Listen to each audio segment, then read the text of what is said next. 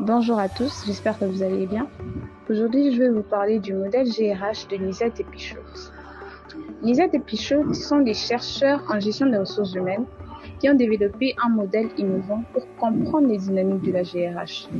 Ce modèle aide à structurer la gestion des ressources humaines en intégrant différentes logiques d'action et en favorisant une cohérence entre les pratiques internes et externes.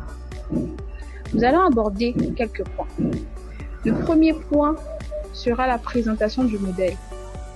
Le modèle de Lisette et Pichot repose sur plusieurs dimensions clés qui interagissent pour former un système cohérent de gestion des ressources humaines.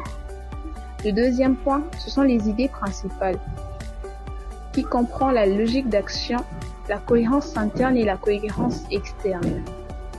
La logique d'action fait référence aux décisions et aux comportements adoptés par les gestionnaires et les employés.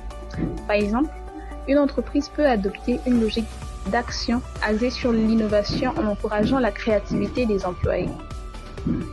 Et lorsque nous parlons de la cohérence interne, cela signifie que les différentes pratiques de GRH doivent être alignées et soutenir les objectifs stratégiques de l'organisation. Je peux donner un exemple. Si une entreprise met en avant la formation continue, elle doit également avoir des politiques de recrutement qui privilégient les candidats ayant un potentiel d'apprentissage. Nous allons finir ce point par la cohérence externe. La cohérence externe implique que les pratiques de GRH doivent être adaptées aux exigences du marché et aux attentes des parties prenantes externes. Exemple, une entreprise qui opère dans un environnement très concurrentiel pourrait adopter des pratiques de GRH qui favorisent la réactivité et l'agilité.